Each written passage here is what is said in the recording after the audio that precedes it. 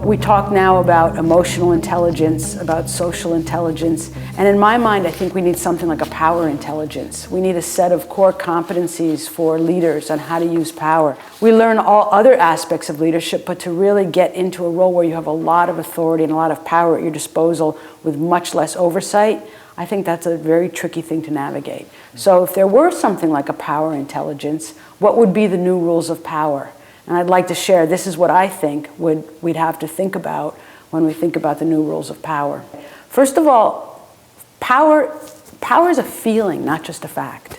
And I think that we think often of power as a social fact. It's a status, it's a position, it's strength, it's might, it's authority, it's legal rights. But power is actually a behavior, and behavior is driven by emotions. How we act is really very much determined by our emotions, which we're not very conscious of.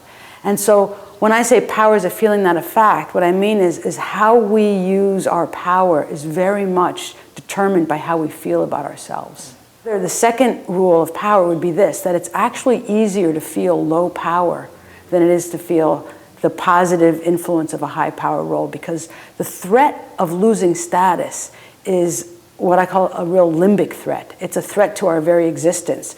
So no matter how high we are in the organization, no matter how high our social status is, the low rank threat will always trump our high rank position. This makes for very complicated dynamics where if you're in a high ranking role and you feel threatened, it's very easy to become destabilized because of that. It's a very real visceral threat. The third rule of power would be that context trumps social rank, that your social rank doesn't transfer with you to every situation. And everybody who's ever changed roles or changed jobs or changed organizations or just changed social groups knows this. You have a certain status in one area, but if you go somewhere else where there's other sets of values, other cultural norms, that your rank doesn't always translate. Your skills, your expertise isn't, even if you get a higher title or the same title, your sense of empowerment, how you feel, doesn't always go with you. So context is very, very important. And this takes us to the fourth rule of power, that actually social power, because it's context dependent, is very, very fragile. It creates entanglements and dependencies. If you think about power like we think about energy, like oil or something like that,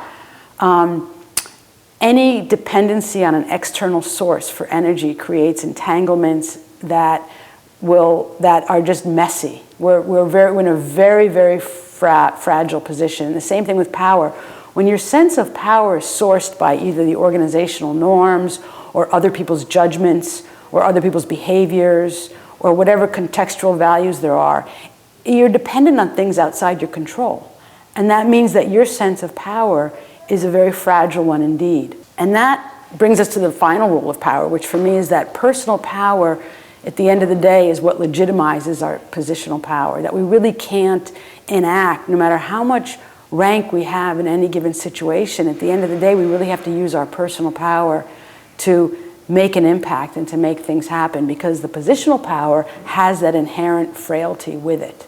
The more we rely on it, the more we depend on it. The more we depend on it, the more we have to manipulate our environment or get people to follow us or do things in such a way that tip us off center. But personal power is very interesting. Personal power is internally sourced. No one could ever take it from you, right? You only can lose it through your actions. It's something that you really own, and it's something that you grow and cultivate. The power intelligence is learning how do you cultivate your own personal power, and how do you have the impact that you have in the world regardless of your social rank, regardless of your position. How do you have an impact that's really based and sourced from deep within?